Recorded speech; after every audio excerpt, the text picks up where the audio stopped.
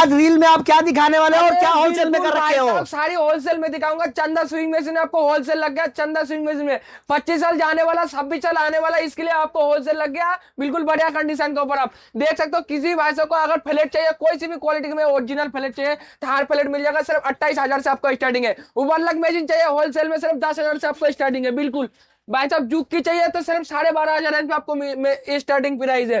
फिर आपको अच्छे लेदर वगैरह चलाने के लिए बड़े सेटल में चाहिए तो 9,500 से आपको स्टार्टिंग है। जूक की सिलने के लिए आपको घर में छोटे सेटल में आपको चाहिए तो वो भी आपको 9,500 से स्टार्टिंग है। सारी मशीन का साथ आपको फट्टा पायदान का साथ आपको मिल जाएगा। 9,500 से आपको जूक की स्टार्टिंग है। और जो क्वालिटी का आपको, हर क्वालिटी का आपको मशीन चाहिए तो हर क्वालिटी का आपको चंदा स्विंग मशीन आपको मिल जाएगा।